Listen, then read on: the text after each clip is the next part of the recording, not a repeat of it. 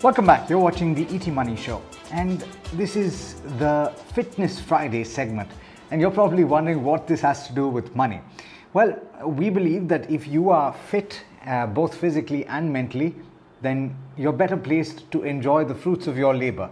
So, without further ado, let me introduce my guest. We've got Neha Ranglani, who is Integrative Nutritionist and Health Coach, joining in. Thank you so much, Neha, for taking the time.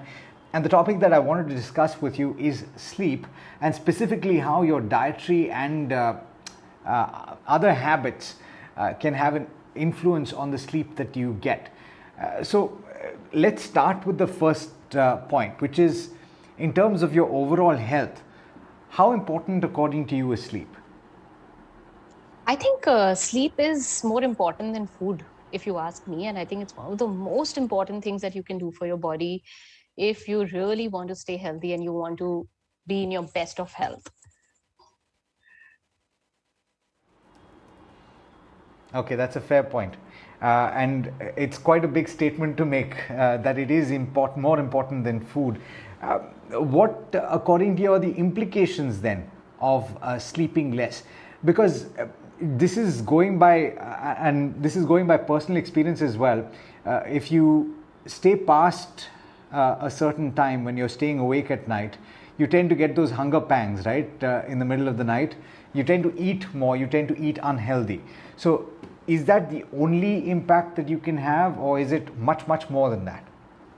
So basically, when, just like we can't repair our car while it's running, our body cannot repair itself while it's active. It needs to shut down. And nothing better than sleep does that for us.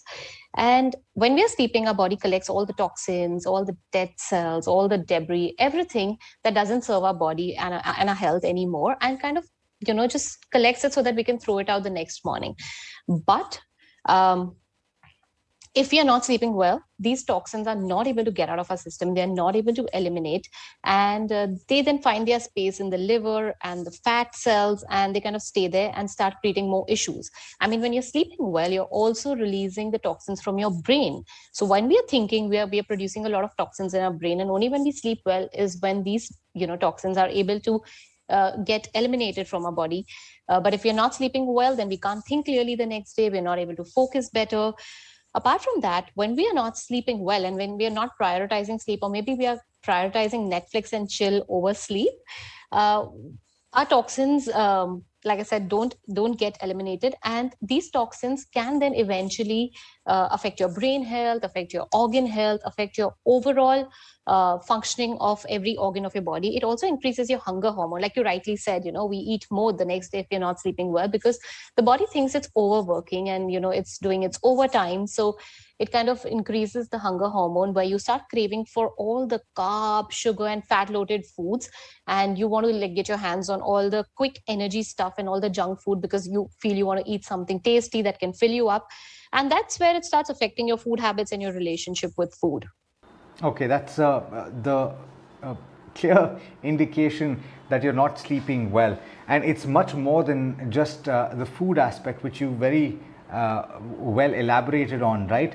But are there habits and are there foods that you eat that could affect the quality of sleep, the amount of sleep that you have? Coffee, clearly, and caffeine is something that affects it, right? So if you have coffee after a certain time in the evening, it's not considered to be very good for you. Is there much more than that? Yes, absolutely. I think in totality, the way we eat and the way we live has a direct impact on our sleep quality and, the kind of sleep we get. So all your processed foods, your junk food, packaged foods, overdoing on tea and coffee, eating a heavy dinner at night, very close to bedtime, all of these things can hamper your sleep quality. And also not exposing yourself to sunlight in the morning, overexposure to artificial light in the night, just, close to bedtime again. All this affects our melatonin production, which is our sleep hormone. And if you're not producing enough melatonin, you're clearly not putting yourself to sleep, peacefully, because melatonin is something that helps you to feel drowsy, sleepy, and then gets you to snooze. Also your phones. I think what we are really, really addicted to today is seeing phones right before our bedtime, and that blue light zaps our melatonin. It kind of makes us feel it's still daytime. I mean, that's how it tricks the brain. and then your body doesn't produce enough sleep hormone to get you to bed and snooze like a baby. So I think, yeah, just the way we eat and live has so much impact on the way we sleep. Yeah, I've read that it's not just the hours that you sleep, it's also your circadian rhythm, right? So if your circadian rhythm is off, then you're not really getting the best possible sleep that you can get. Are there any foods that you can recommend that can improve the quality of sleep? Yeah. So in general, what we eat throughout our day affects our sleep quality at night. So it's not just what you're eating close to bedtime, it's actually what you're eating from the time you wake up.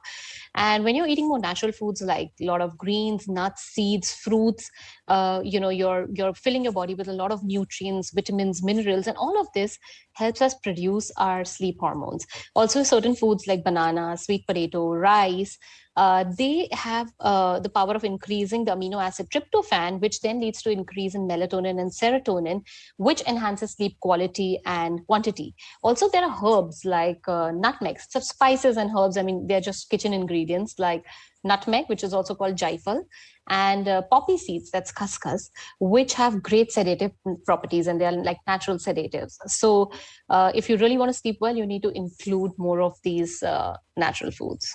Okay, that's something to try out over the weekend. Um, the last thing that I wanted to ask you is with respect to conditions like insomnia. And this is quite common, right? You meet people who say, look, I just can't put myself to sleep. And it's a condition that they have to deal with.